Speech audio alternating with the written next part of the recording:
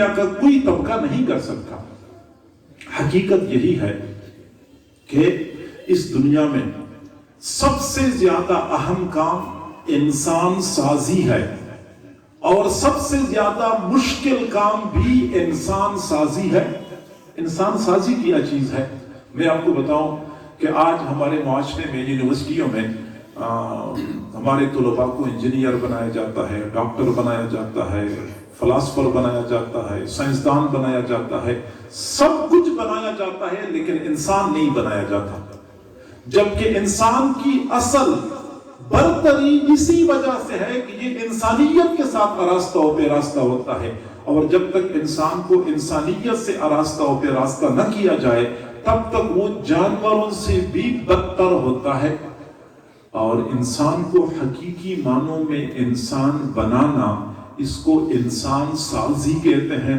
جس طرح کپڑا سازی، برتن سازی، اسی طریقے سے انسان سازی کا کام مدارس میں ہوتا ہے۔ ہم اپنے بچے اور بچیاں مدارس میں بھیجتے ہیں، پھر مدرسوں والے ان کی تعلیم، ان کی تربیت کا اہتمام کر کے ان کو ایک صاف ستھرا سلجھا ہوا باادب انسان بنا کے ہمیں واپس لوٹاتے ہیں۔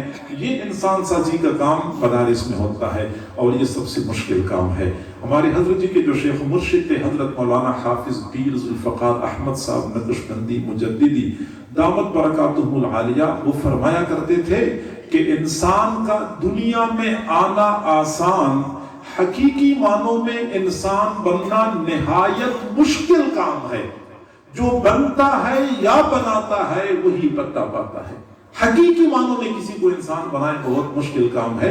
انسان کی ظاہری جسم کو دیکھیں، اس کا ارتقاء بہت مشکل سے ہوتا ہے دوسری مخلوق کی بنسبت۔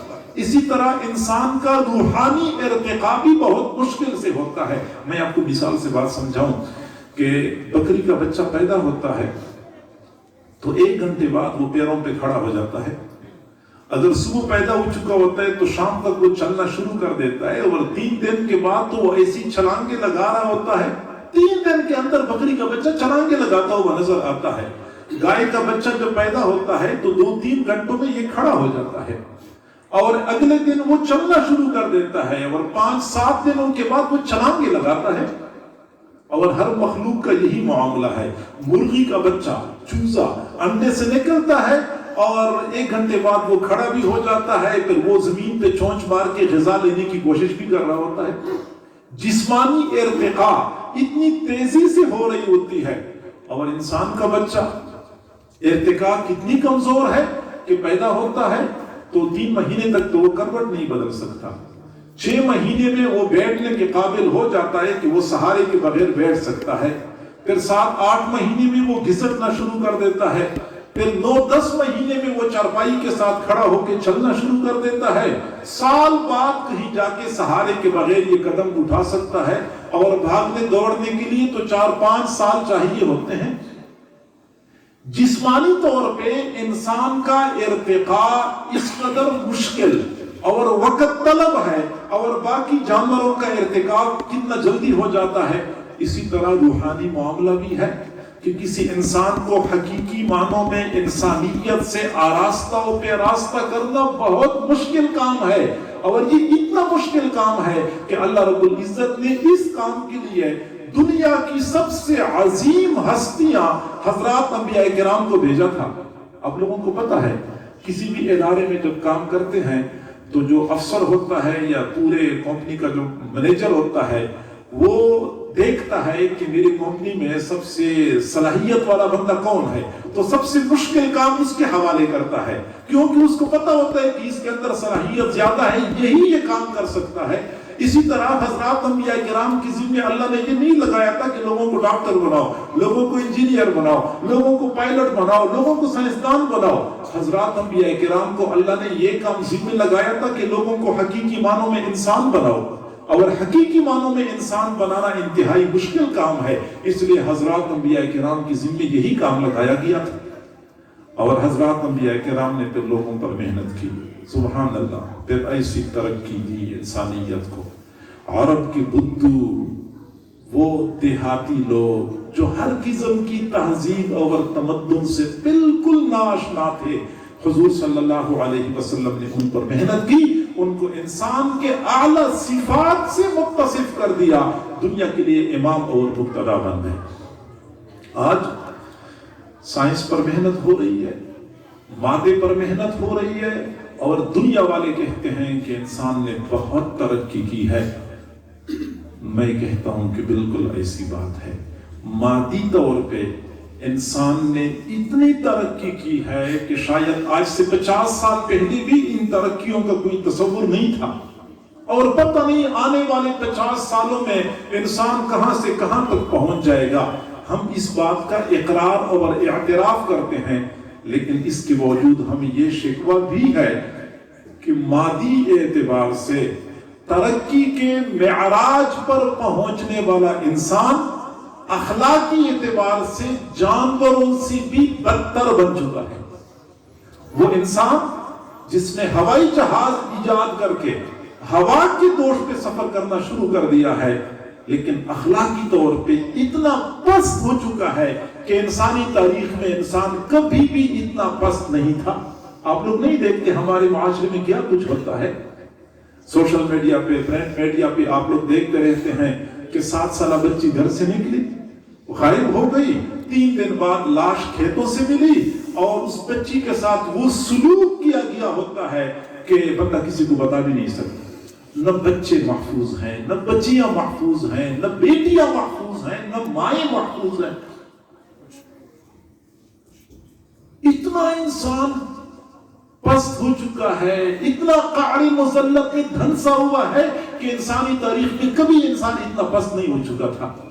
और जाहिर में बड़ा उछल कूद करता है कि इंसान ने साइंसी तरक्की कर ली और कहां से कहां तक पहुंच गया, जबकि हकीकत यह है, मैं तो दोस्तों को कई मर्तबा कहता रहता हूं कि तुम साइंसी तरक्की की मिसालें हमें देते हो, हकीकत यह है कि हजरत अंबिया किराम ने जब इंसानों पर मेहनत की और उनको हकीकी मानों में इंसान बनाया, तो आज साइंस वाले मादे पर मेहनत करके जो तरक्की का बताएंगे, आपको पिछले जमानों में उसकी मिसाल और नजीर मिल जाएगी। चुनांचे एक आदमी ने मुझे कहा कि साइंस ने तरक्की कर ली, वो चांद पे, इंसान चांद पे चढ़ गया। मैंने कहा कि पहली बात तो यह है कि मुझे समझ नहीं आती कि इंसान चांद पे चढ़ा भी है या वैसे कहते हैं, और सच्ची बात यही है। उन्होंने कहा कि हम चांद पे चढ़े थे, हम कहते हैं हाँ चांद पे चढ़े थे, हम ईमान बिल गैब रखते हैं उन लोगों की बातों पर, वरना नहीं पता कि वो चांद पे चढ़ चुके हैं या नहीं चढ़ चुके। और अगर चढ़ भी गए हैं तो ये कौन सा कमाल है, जिस इंसान को जमीन पे जीने नहीं आया, चांद पे चढ़ेगा तो वहां से कोई खैर की तवक्को उससे नहीं की जा सकती। मैंने उस दोस्त से कहा कि जिस इंसान ने जमीन पे आग लगाई हुई है, चांद पे भी फसाद ही फैलाएगा, इससे कोई खैर की तवक्को नहीं है। और मैं अगली बात करता हूं, उसको मैंने कह दिया कि देखें, चांद पे चढ़ना अगर तरक्की है तो साइंस पर मेहनत करके आप लोग चांद पे चढ़ गए, अगर रूह पर मेहनत करने वाले आज से 14 सदियां पहले इसी चांद को एक इशारे के साथ 2 टुकड़े कर चुके हैं। इस चांद से उस पार, मरीख से उस पार, सूरज से उस पार अर्श पे कदम रख चुके हैं। अगर आप कहते हैं कि हमने साइंस पर मेहनत करके हवा के दोष पे सफर करना शुरू कर दिया, तो मैं जवाब देता हूं कि रूह पर मेहनत करने वाले आज से हजारों साल पहले हवा के दोष पे तख्त उड़ा चुके हैं। हजरत सुलेमान अलैहिस्सलाम का तख्त उड़ता था, न रनवे की जरूरत थी, न पेट्रोल और डीजल की जरूरत थी, वो तख्त था। और तख्त कितना बड़ा, 10,000 कुर्सियां उस तख्त पर रखी होती थी। आज की साइंस कितनी ही तरक्की क्यों न करे, 10,000 सीटों वाला जहाज नहीं बना सकती। 10,000 कुर्सियां रखी होती थी और तख्त को हुक्म होता कि उठ जा, वो सीधा उठ जाता था, फिर आगे चलो, चलता था, जहां उतारना होता था वहां उतर जाता था। और अगर आप कहते हैं कि नहीं, हमने बेतार पैगाम रसानी इजाद कर ली और दुनिया के कोने कोने में बंदा बात कर सकता है, तो मैं कहता हूं कि आज से 14 सदियां पहले हजरत उमर रज़ी अल्लाह तआला अन्हु मिंबर मदीना में, मिंबर रसूल पर बैठकर सैकड़ों मील दूर मुसलमान मुजाहिदीन को यहां से वहां तक पैगाम पहुंचा चुके थे। तारीख इसी बात पे गवाह है कि मिंबर पे बैठे थे, यहां से पैगाम दिया, या सारिया अल-जबल, सारिया पहाड़ का ख्याल करो, पहाड़ से दुश्मन हमला करने वाला है। मैदान जंग तक यहां से खबर पहुंचाई थी। और अगर आप कहते हैं कि हमने आबदोज ईजाद कर लिए और हम समुद्री जहाज पे सफर करते हैं या रस्म तरसील का काम करते हैं, तो मैं कहता हूं कि जो तरक्की आप लोग आज कह रहे हैं, आज से 14 सदियां पहले इन्हीं समुद्रों के लहरों पर रूह पर मेहनत करने वाले अपने घोड़े दौड़ा चुके हैं, घोड़े दौड़ा चुके हैं, इस अंदाज से दरिया को पार कर गए कि घोड़ों की सुमों तक भी पानी नहीं पहुंचा था। ये क्या तरक्की है? ये आज की साइंसी तरक्की, ये तो कोई तरक्की नहीं है।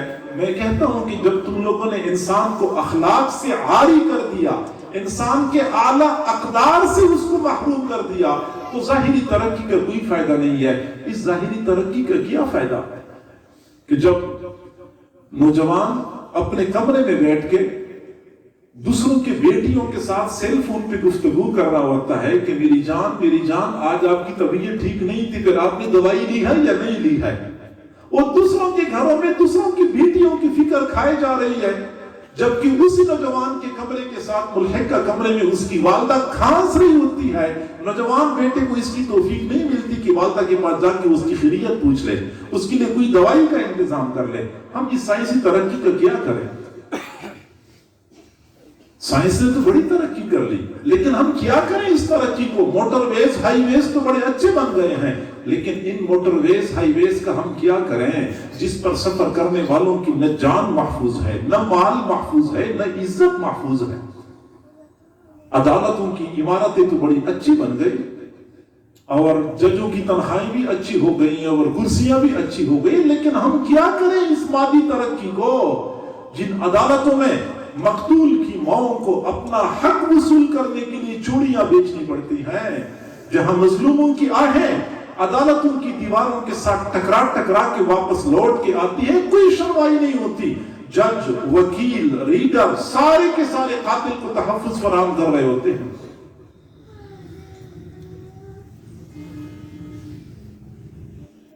थाने अच्छे बन गए, थानेदारों की तनख्वाहें अच्छी हो गई, मादी चमक दमक बहुत ज्यादा है, लेकिन इस मादी तरक्की का हम क्या करें? जिस थाने में मजलूम जाता है, मजलूम को धक्कों के सिवा कुछ नहीं मिलता और जालिमों की हर जगह पे मदद की जाती है, उनको तहफ्फुज फराहम किया जाता है। और मैंने उस दोस्त से कहा कि देखें, आप लोगों की क्या साइंसी तरक्की है कि डैम बनाना हो, कोई नहर बनानी हो, तो नहर बनाने के लिए पता नहीं कितनी मशीनरियां इस्तेमाल करनी पड़ती हैं और कितने मजदूर काम करते हैं और अरबों रुपया उस पर खर्च करते हैं, फिर कहते हैं कि अब जमीन की आबपाशी का इंतजाम हो गया। असल तरक्की तो यही थी कि हजरत उमर रज़ियल्लाहु अन्हु को बताया गया कि दरियाए नील का पानी खुश्क हो चुका है, ये नहीं चल रहा। उनके रस्म और रिवाज के मुताबिक एक लड़की दरिया में डालनी पड़ती थी, फिर ये पानी चल पड़ता था। हजरत उमर रज़ियल्लाहु ताला अन्हु ने मदीना मुनव्वरा से एक छोटा सा खत लिख के भेजा और मिस्र के गवर्नर को खत दिया कि ये दरिया में डाल दो, फिर देख लेना। चुनांचे जब खत पहुंच गया, उन्होंने खत पढ़ा, खत में लिखा हुआ था कि दरियाए नील, मैं भी अल्लाह का बंदा हूं और तू भी अल्लाह का बंदा, अल्लाह का मखलूक, और मैं अमीरुल मोमिनीन तुझे हुक्म देता हूं कि तू चल। फिर दरियाए नील चल पड़ा और आज तक दरियाए नील ठाठे मारते हुए समुद्र की तरह बह रहा है, हजरत उमर की अज़मत की गवाही दे रहा है। आज से तकरीबन 10 साल पहले की बात है कि मलेशिया का एक जहाज कहीं दरिया में गिर गया, समुद्र में गिर गया। वो जहाज शायद ज्यादा कीमती था और ज्यादा अहमियत का हामिल था।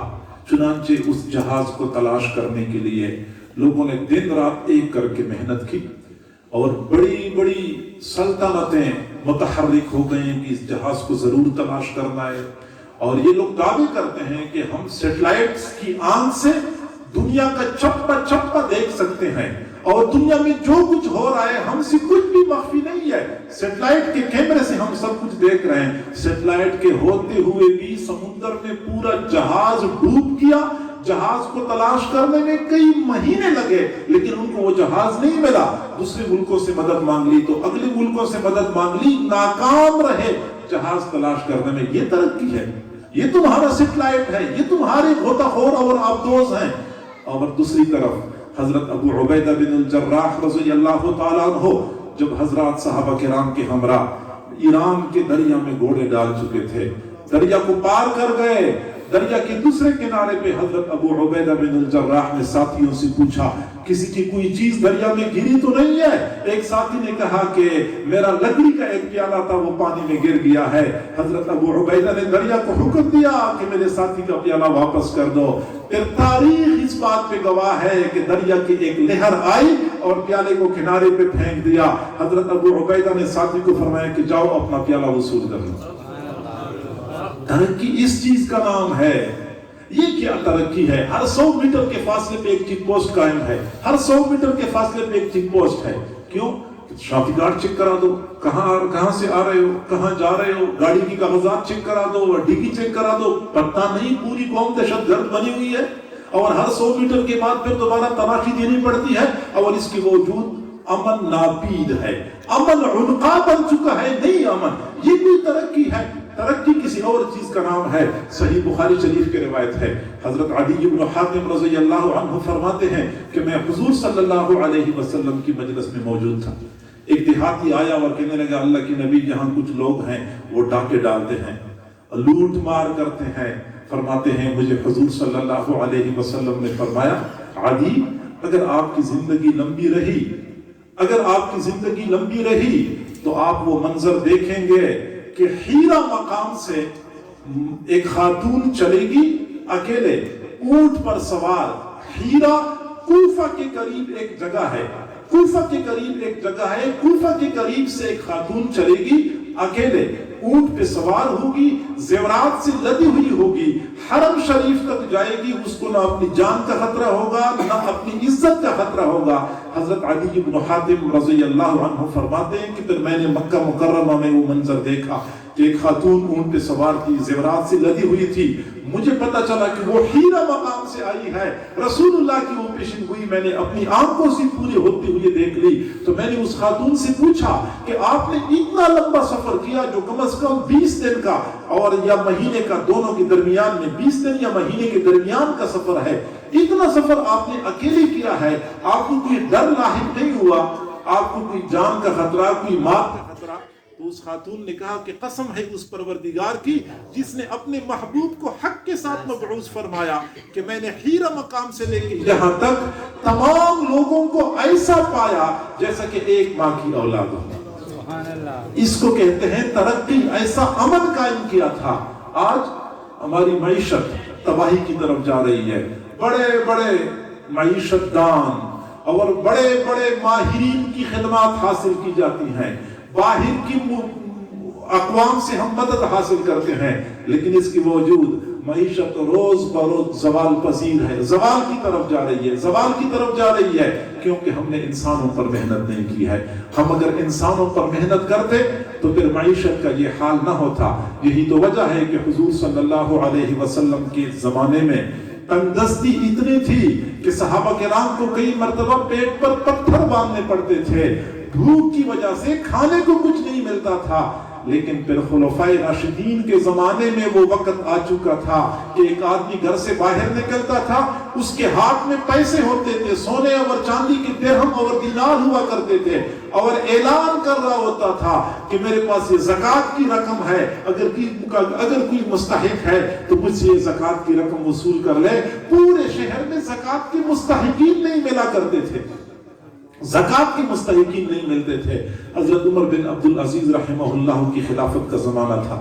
کچھ لوگ آئے اور کہنے لگے کہ یہ صدقے کا مال ہے, ہم بیت المال میں دینا چاہتے ہیں. صدقے کا مال. نے پوچھا ہم کیا کریں؟ تو حضرت عمر بن عبد العزیز نے فرمایا کہ شہر میں جو غریب غربا ہوں ان تک پہنچا دیں. ان لوگوں نے کہا کہ شہر کے غریب غربا تو ہم نے بہت تلاش کیے, کوئی بندہ ایسا نہیں ملا جو ہم سے صدقے کا مال لے لے. تو حضرت نے فرمایا کہ ایسا کرو, شہر میں جن لوگوں کی, جن نوجوانوں کی شادیاں نہیں ہو چکی ان کی شادیاں کروا لو, شادیوں پہ خرچ کر لو. उन लोगों ने कहा हमने शहर में ये भी ऐलान किया, कोई ऐसा बंदा नहीं मिला जिसकी शादी माल पैसा न होने की वजह से रुकी हुई हो। फिर हजरत ने फरमाया अच्छा हमारे इस शहर में कुछ जिम्मी लोग रहते हैं, गैर मुस्लिम लोग रहते हैं, ये सदके का माल उनको दे दो। उन्होंने कहा कि जिम्मियों से भी हमने राब्ता किया था, वो भी लेने के लिए तैयार नहीं थे, मईशत इतनी मजबूत हो चुकी थी। फिर हजरत उमर बिन अब्दुल अजीज ने फरमाया कि फिर इस माल के दाने ले लो, दाने खरीद के पहाड़ों की चोटियों पे बखेर दो ताकि परिंदे वो दाने खाएं, मुसलमानों की सल्तनत में परिंदे भी भूखे न रहें। इंसानों पर मेहनत की थी हजरत अंबिया किराम ने, हुजूर सल्लल्लाहु अलैहि वसल्लम ने, सारे मसाइल हल हो गए। आज हमारे यहाँ जो भी मसाइल हैं वो सारी इसी वजह से पैदा हो चुके हैं कि इंसान से इंसानियत गुम हो चुकी है, इंसान के आला अक़दार हमारे से नापीद हो चुके हैं और उसके नतीजे में हमारी हालत इंतहाई हद तक नामुस्तबी हो चुकी है। दीनी मदारिस में यही काम किया जाता है कि इंसानों को हकीकी मानों में इंसान बनाया जाता है। सच्ची बात यह है कि ये करप्शन है, ये बदअमनी है, लूटमार है, झूठ है, फरेब है, बददियानती है, मिलावट है, ये सारे मसाइल खुद ब खुद हल हो जाएंगे अगर हमने इंसानों पर मेहनत की, इंसानों को हकीकी मानों में इंसान बनाया। तो मदारिस के हजरात यही काम करते हैं। हमें चाहिए कि हम मदारिस को रुज़्व फुजूल न समझा करें, जिस तरह के बाज़ लोगों का ये ख्याल है कि मुआशरे में मदारिस का कोई किरदार नहीं है, मदारिस का कोई फ़ायदा ही नहीं है, मदारिस की कोई ज़रूरत ही नहीं है। मैं बड़ी वसूख से ये बात करता हूँ मेरे भाइयों कि कमी कोताही हर जगह पे होती है, उलमा तुलबा में भी कमी कोताही है, लेकिन फिर भी आज अगर ये निज़ाम चल रहा है इसके पीछे कई सारे असबाब और मुहर्रिकात हैं। एक सबब ये भी है कि हमारी इस सरजमीन पर मदारिस का वजूद बाकी है, मदारिस का वजूद बाकी है। हुजूर सल्लल्लाहु अलैहि वसल्लम ने क़ियामत की बड़ी बड़ी निशानियां बताई हैं, उनमें से एक निशानी ये भी बताई है कि इल्म ख़त्म हो जाएगा। और इल्म कैसे ख़त्म होगा? उलमा ख़त्म हो जाएंगे।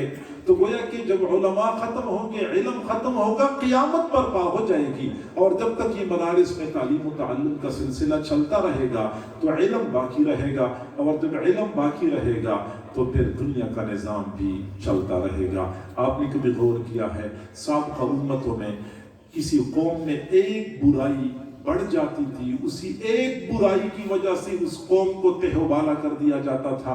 और हमारी इस उम्मत में, हमारी इस कौम में साबिक़ा उम्मतों की सारी खराबियां मौजूद हैं।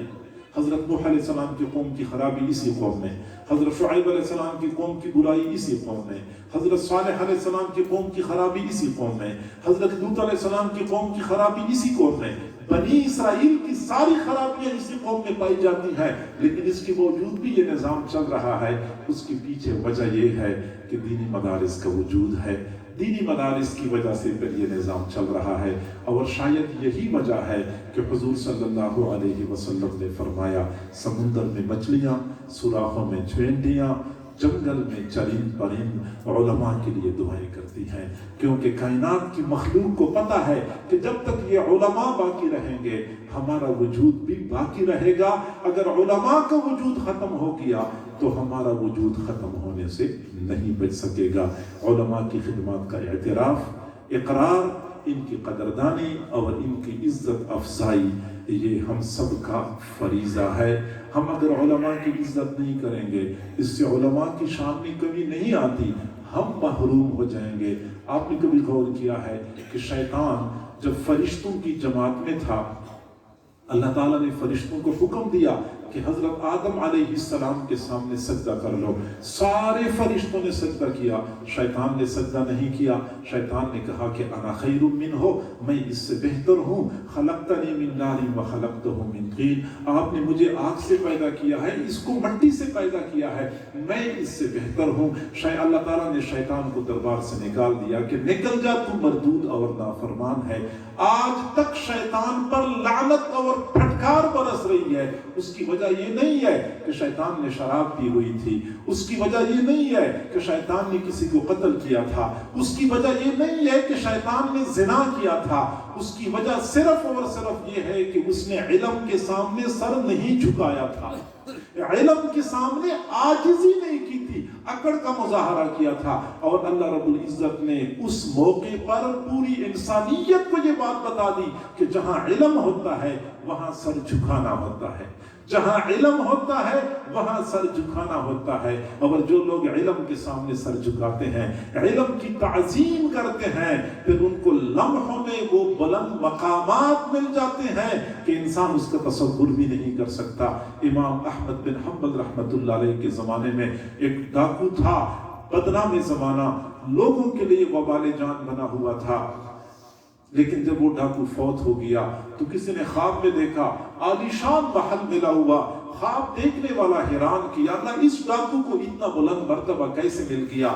आखिर पूछ लिया कि डाकू तुझे ये मकाम कैसे मिला, तो डाकू ने कहा कि था तो मैं बहुत बुरा, बदकार और बदकिरदार, लेकिन मैंने एक काम ऐसा किया जिसकी वजह से अल्लाह रब्बुल इज्जत ने मुझे ये मकाम अता कर दिया। एक दिन नहर के किनारे बैठ के हाथ धोने लगा, लेकिन अभी मैंने हाथ नहर में डाले नहीं थे, मैंने देखा कि मैं ऊपर की जानिब बैठा हुआ हूँ, निचली जानिब इमाम अहमद बिन हम्बल रहमतुल्लाह अलैह वुज़ू फरमा रहे थे। मैंने कहा मैं गुनाहगार बदकार आदमी, मेरे हाथों का इस्तेमाल शुदा पानी सीधा इमाम अहमद बिन हम्बल की तरफ जाएगा, ये तो उनकी ताज़ीम के खिलाफ है।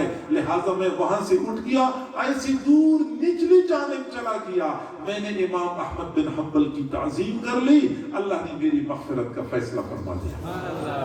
उलमा की ताज़ीम की वजह से अल्लाह ताला इतना बुलंद मर्तबा अता करते हैं। मौलाना दोस्त मोहम्मद कुरैशी, बस मैं अपने मौजू को समेटता हूँ, मुझे एहसास है कि वक्त काफ़ी देर हो गई। मौलाना दोस्त मोहम्मद कुरैशी रहमतुल्लाह अलैह अपना वाक़या बयान करते थे कि मैं हिंदुस्तान गया पढ़ने के लिए, तो जामिया इस्लामिया ढाबेल में मुझे दाखिला मिल गया, तालीमी रहायशी दाखिला नहीं मिला। तालीमी दाखिले से मुराद ये है कि मैं मदरसे में पढ़ तो सकता था, लेकिन मदरसे में मुझे रहाइश भी नहीं मिलनी थी और खाने का इंतजाम भी नहीं हो रहा था। चुनांचे मैं परेशान था कि अल्लाह खाने का इंतजाम भी नहीं है और रहाइश भी नहीं है, तो मैं कैसे पढ़ूंगा। फरमाते परेशानी के आलम में करीब एक मस्जिद में चला गया, तो मस्जिद के खातिम से मैंने बात कर ली कि भाई मैं आपके साथ मस्जिद की सफाई किया करूंगा, आप मुझे मस्जिद के एक कोने में बिस्तर लगाने की इजाजत दे दें। वो राजी हो गया। चुनांचे मेरी रहाइश का इंतजाम तो हो गया, लेकिन खाने का इंतजाम नहीं हुआ था। मगमूम था, परेशान था कि मैं क्या करूं। आखिर इरादा ये बन गया कि मजीद मैं अपने इलाके में वापस जाता हूँ, मैं यहाँ नहीं पढ़ सकता। असर के बाद का वक्त था, मस्जिद के दरवाजे के बाहर मैं बैठा हुआ था, बड़ा मगमूम और अफसुर्दा था, लोग आ जा रहे थे। तो आने जाने वालों में एक बूढ़ी औरत को मैंने देखा, वो सामने से गुजर रही थी, उसने मेरी तरफ देखा और देखते ही खड़ी हो गई, फिर मेरे करीब आई और कहने लगी, बेटा आप अपनी शक्ल सूरत से किसी शरीफ खानदान के मालूम होते हैं और आप परेशान लग रहे हैं, क्या मसला है। मैंने कहा, बूढ़ी अम्मा जाओ अपना काम करो, मेरे अपने मसाइल हैं, आपके अपने मसाइल होंगे। लेकिन बूढ़ी अम्मा ने कहा, नहीं बेटा आपने मुझे बताना होगा, क्या पता मैं आपकी मदद कर सकूं। उस बूढ़ी औरत ने मुझे मजबूर किया। मैंने बूढ़ी अम्मा से कहा कि अम्मा मैं यहाँ पढ़ने के लिए आया था, लेकिन यहाँ पे मेरे खाने का इंतजाम नहीं हो रहा, तो मेरा जी चाहता है कि मैं वापस अपने इलाके में चला जाऊं, मैं यहाँ नहीं पढ़ सकता। जो ही मैंने ये कहा, बूढ़ी अम्मा ने बहुत लजाजत के साथ मुझे कहा कि नहीं बेटा आपने वापस नहीं जाना, आपने यहाँ पे पढ़ना है, मैं आपके लिए खाने का इंतजाम करूंगी। तो बूढ़ी अम्मा ने मुझे बताया कि बेटा मैं एक बेवा औरत हूँ, मेरी औलाद भी कोई नहीं है, घर में और कोई नहीं है, यहाँ करीब एक आदमी का घर है, मालदार आदमी है, मैं उसके घर में जाती हूँ, 2 टाइम बर्तन धोती हूँ और मुझे बर्तन धोने के बदले में 2 चपातियां मिल जाती हैं। सुबह 2 चपातियां मिलती हैं, शाम को 2 चपातियां मिलती हैं। 1 चपाती मैं खाया करूंगी, 1 चपाती पे आप गुजारा किया करें। इस तरीके से आपकी पढ़ाई का सिलसिला जारी रहेगा। फरमाते हैं कि जब उस औरत ने इस तरह मुझे पेशकश की तो मैं आमादा हो गया। चुनांचे वो खातून रोजाना बाकायदगी के साथ मेरे पास रोटी लाया करती थी। हालत ये थी कि जो ही मदरसे की छुट्टी होती थी, मैं मदरसे के दरवाजे पे पहुंचता था, बूढ़ी औरत मेरा इंतजार कर रही होती थी, दुपट्टे के साथ एक चपाती बांधी होती थी, वो खोल के मुझे दे दिया करती थी। मैं टूटियों के पास बैठ के वो खा लेता था और पानी पी के फिर इसके बाद पढ़ाई में मसरूफ हो जाता था। वो फरमाते हैं कि उस खातून ने पूरा साल ऐसी ड्यूटी दी कि कभी ऐसा नहीं हुआ कि मैंने दरवाजे पे खड़े होके उसका इंतजार किया हो, बल्कि हमेशा के लिए वो मेरे लिए पहले से खड़ी होती थी और मेरा इंतजार कर रही होती थी। फरमाते हैं कि मैंने वहां से फिर अगले साल मुझे पूरा दाखला मिल गया, मैंने फिर पढ़ाई शुरू कर ली और फिर पढ़ाई मुकम्मल हो गई। फिर अपने इलाके में वापस आया, यहाँ पे मैं दीन का काम करता रहा। काफी सालों के बाद हरम शरीफ जाने की सआदत हासिल हुई। मैं हरम शरीफ किया, हज के अय्याम थे, तो मुझे वहां पे मक्का मुकर्रमा के क़ियाम के दौरान मैंने एक अजीब ख्वाब देखा। दूर से एक तख्त नजर आया जो बहुत खूबसूरत जर्क बरक था, चमकता दमकता तख्त था। जो ही मैंने वो तख्त देखा, मैंने कहा जाके देख तो लूं कि ये तख्त किन का है। चुनाचे मैं वहां चला गया, करीब पहुंचा तो मैंने देखा कि उस तख्त पर वही खातून तशरीफ फरमा थी जो हिंदुस्तान में मुझे रोटी खिलाया करती थी। जर्क बरक लिबास पहना हुआ, सोने के जेवरात से लदी हुई थी। मैंने उस बूढ़ी अम्मा को सलाम किया, बूढ़ी अम्मा ने मुझे सलाम का जवाब दिया। मैंने पूछा, बूढ़ी अम्मा आपको ये मकाम और मर्तबा कैसे मिल गया? तो बूढ़ी अम्मा ने जवाब दिया कि बेटा, वो जो मैं आपको एक रोटी खिलाया करती थी, उसी रोटी के बदले में अल्लाह ने मुझे ये मकाम अता किया है। मुझे जब अल्लाह के सामने हिसाब किताब के लिए पेश किया गया तो अल्लाह रब्बुल इज्जत ने फरमाया कि इसने मेरे एक मेहमान की खिदमत की है, इसका हिसाब लेते हुए मुझे शर्म आती है, इसको वैसी ही बुलंद मर्तबा अता कर दिया जाए। ये उलमा तलबा के साथ मोहब्बत और उनकी खिदमत बंदे पर सआदत के दरवाजे खोल देती है। और इसके बिलमुकाबिल जो लोग उलमा के साथ बुग़्ज़ रखते हैं, नाराजगी रखते हैं, तो फिर उनका ईमान खतरे में पड़ जाता है। तवज्जो करें, हुजूर सल्लल्लाहु अलैहि वसल्लम ने फरमाया कि अल्लाह रब्बुल इज्जत ने फरमाया है, बुखारी शरीफ की रिवायत है, मन आदा ली वलियन फक़द आज़नतुहु बिल हर्ब, जो मेरे एक वली के साथ दुश्मनी कर ले, मेरी तरफ से उसके खिलाफ ऐलान जंग है। वली के साथ दुश्मनी करे, वली कौन होते हैं? इमाम शाफी रहमतुल्लाह अलैह ने फरमाया कि अगर इस दुनिया में उलमा औलिया न हो तो कोई और वली हो ही नहीं सकता। अगर इस दुनिया में उलमा अल्लाह के औलिया न हो तो कोई और वली हो ही नहीं सकता। अगर उलमा औलिया हैं तो जब हम उलमा के साथ खुदा न खास्ता बुग़्ज़ रखते हैं, अदावत रखते हैं, तो अल्लाह फरमाते हैं कि मेरी जानिब से उसके खिलाफ ऐलान जंग है, और जिसके खिलाफ अल्लाह ताला ऐलान जंग कर दे उसको ईमान से महरूम कर देता है। ईमान जैसा कीमती सरमाया उसके पास रहने नहीं देता। और जो लोग उलमा तलबा के साथ मोहब्बत का मुजाहरा करते हैं उनका ईमान महफूज हो जाता है। हमारे हजरत की दामत बरकातुहुमुल आलिया के खलीफा मजाज हजरत मौलाना सज्जाद नौमानी साहब दामत बरकातुहुमुल आलिया, ये हजरत मौलाना मंजूर अहमद नौमानी साहब के साहिबजादे हैं। वो फरमाया करते हैं कि हम जिस वक्त मदरसे में पढ़ा करते थे तो मदरसे में असर की नमाज के बाद एक बंदा हम देखते थे मदरसे के दरवाजे के पास व्हील चेयर पे बैठा होता था और मगरिब तक वो बैठा रहता था, न किसी से कोई बात करता था, न कुछ मांगता था, माजूर था, व्हील चेयर पे आता था और मदरसे के दरवाजे के पास बैठ जाता था। एक दिन हमारी उस्ताद ने पूछा कि बाबा जी आप रोजाना यहाँ पे आके बैठ जाते हैं, आप क्या करते हैं यहाँ पे?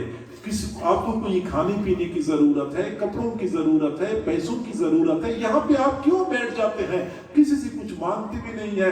तो बूढ़े बाबा जी की आंखों में आंसू आए और कहने लगे, बेटा मेरे पास अल्लाह का दिया हुआ सब कुछ मौजूद है, माजूर हूँ, अपने हाथ पांव से कुछ काम नहीं कर सकता, लेकिन फिर भी अल्लाह का दिया हुआ सब कुछ मौजूद है। फिर पूछा कि फिर आप यहाँ पे क्यों आते हैं? तो बाबा जी ने कहा कि जिस वक्त मैं नौजवान था हजरत मौलाना मोहम्मद यूसुफ कांदलवी रहमतुल्लाह अलैह के साथ एक मर्तबा सिरोजा लगाया था, तो सिरोजे में उन्होंने हमें फरमाया था कि इस वक्त आप लोग नौजवान हैं, کام کر سکتے ہیں، دین کا کام کریں، اپنی جوانی یا دین کے لیے استعمال کریں، لیکن ایک وقت وہ بھی آئے گا کہ آپ لوگ نقل و حرکت کے قابل نہیں ہوں گے اور کام نہیں کر سکیں گے۔ پھر میری وصیت یہ ہے کہ تم لوگ پھر روزانہ جایا کرو، کسی مدرسے کے دروازے پہ بیٹھ کے آنے جانے والے علماء طلباء کو محبت کی نظر سے دیکھا کرو، آپ کا ایمان محفوظ ہو جائے گا۔ میں تو اپنے ایمان کی حفاظت کے لیے یہاں آتا ہوں، عصر کے بعد بیٹھ جاتا ہوں، آنے جانے والے طلباء اور استادوں کو محبت کی نظر سے دیکھتا ہوں اور پھر واپس چلا جاتا ہوں۔ تو علماء طلباء کے ساتھ بغض بندے کے ایمان کے لیے خطرہ ثابت ہو سکتا ہے، علماء طلباء کے ساتھ محبت ایمان کی حفاظت کا ذریعہ بن جاتا ہے۔ مدارس کے کردار کا اعتراف اور اس کو سراہنا اور مدارس کے ساتھ تعاون کرنا ہماری ایمان کی حفاظت کے لیے ضروری ہے۔ اللہ تعالی ہم سب کو سمجھنے اور عمل کرنے کی توفیق عطا فرمائے۔ وآخر دعوانا ان الحمد للہ رب العالمین۔